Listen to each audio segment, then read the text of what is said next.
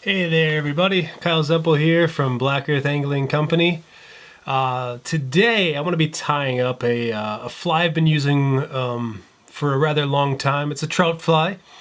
Back in the days when I was a young angler, I used to hang out at On the Creek Flyshop in Cross Plains, and I would sit there with my notebook, basically write down anything I found interesting that was you know, uttered out of the mouth of the old timers that were in there sharing stories.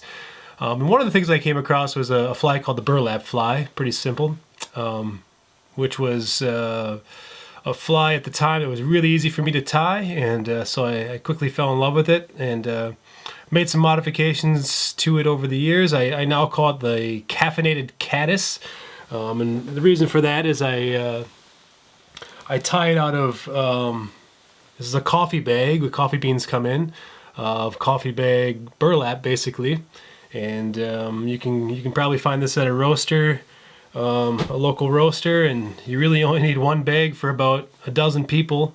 There's enough strands of burlap in there to tie a lifetime supply of these things.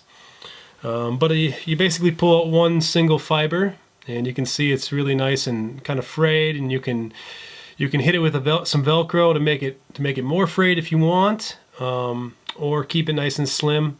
Obviously, these fibers will vary in size and quality as you pull them out of there. I kind of will just pull out a handful of them and choose the best couple and use those to tie. I generally tie it on a scud style hook in size. I would say 14 is probably my go-to with an eighth inch tungsten bead on it. And then I'll put a little collar on there, and you can vary the collar color if you'd like. But the one thing I do like about this fiber is when you put it in water, it seems to trap a lot of air bubbles and stuff, and it has a neat look under the water.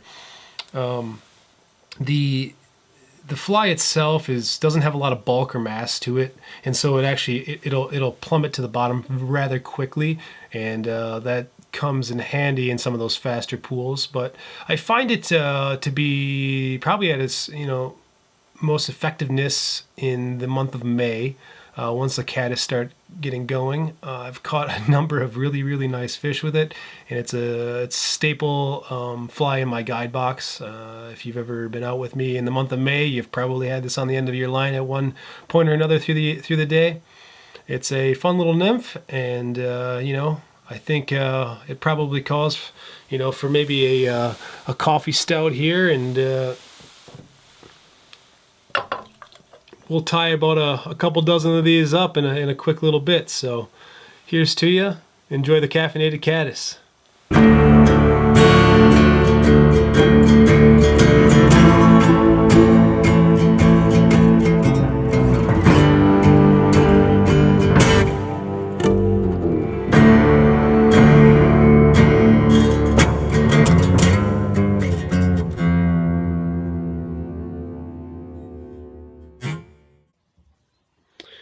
All right, everyone. I'm going to add a little bonus tie at the end of this first fly. The first one's going to be the basic, kind of rudimentary, more true to form burlap caffeinated caddis. And the second one will be a bit of a variation of that. I like to use this as the day goes on and the caddis can start to get active in the water column. We're going to start out with a size 14 scud hook. Here I'm using the Firehole 320. And I have a 1/8 inch tungsten bead on here.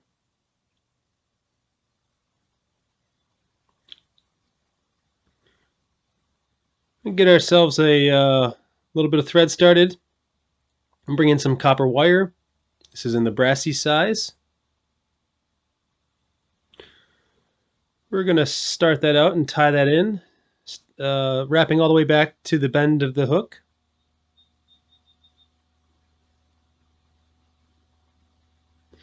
Next, we're going to bring in our magical burlap. Again, I like to pull out a number of fibers here and then kind of hand select a favorite, one that has kind of a consistent thickness. I'm going to tie that in, and then I like to wrap forward to make a nice uniform body. Tie that off. And then we're going to palmer that burlap forward, touching wraps nice and tight. Nip it off. And then we're going to come back over it with the copper wire. This adds some ribbing and also a little bit more durability to the fly. We're going to secure that and tie it off and helicopter it to break that wire free. And then we're going to bring in some Ice Dub UV Peacock Eye. That's kind of my favorite color for the collar. A little goes a long ways here. I'm going to bring in a little bit of dubbing wax just to help that ice dub stick to the thread. I want a rather tight noodle here. And I would say you get away with about an inch of a noodle. I want to get like about 3 wraps. Can you use your own discretion here as how much you want at the head? Pull out some of those crazy fibers. And then we're going to whip finish this up. Clean things up a little bit with my scissors so it's not kind of looking all crazy.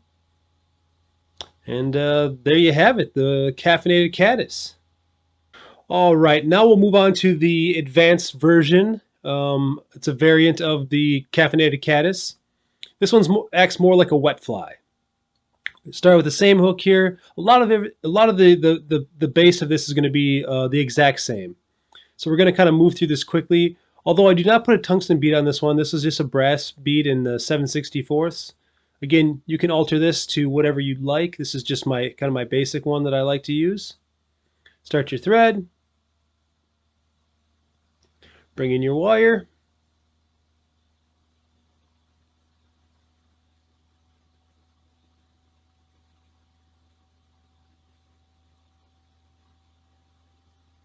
And for your burlap here, on this second fly, I like to use something that's a little bit more frayed, and sometimes I'll even just take a little Velcro strip and just kind of rough it up a little bit.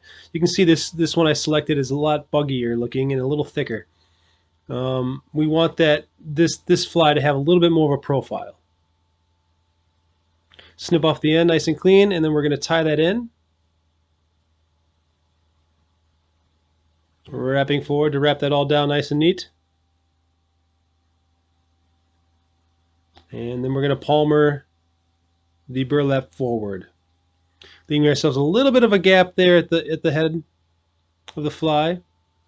Tie it off, clip it off nice and clean, and then we're going to give it a little bit of a brush again to make it a little extra buggy. Wrap that wire forward, adding the ribbing and durability. You're going to tie that off, helicopter it off just like we did before.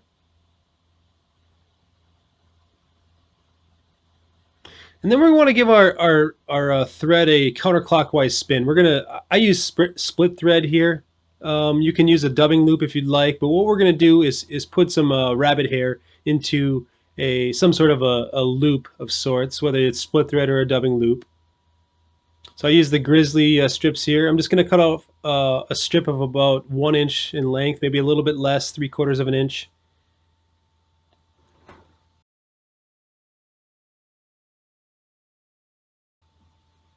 Just like that. And we're going to place that into our loop, as it were, our split thread.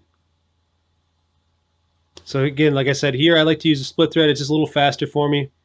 And I will slide that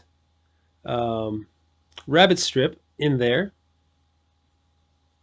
so that the tips of the hair are facing towards the back of the hook.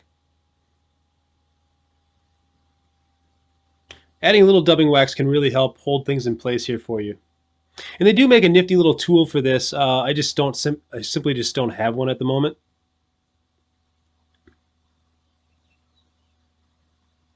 But a little care will go a long ways here. So once you get that in there, you're going to snip away the kind of the leather strip or the hide.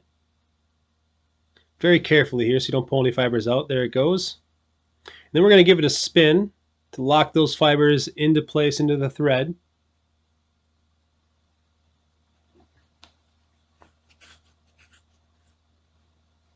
And then we're going to begin wrapping in place here.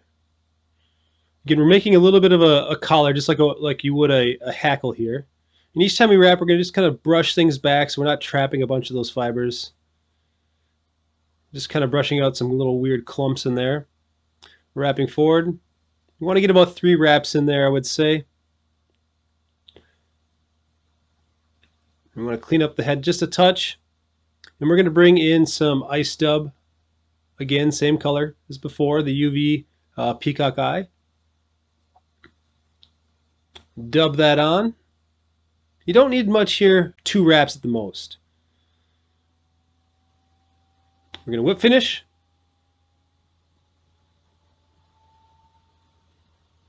Cut our thread.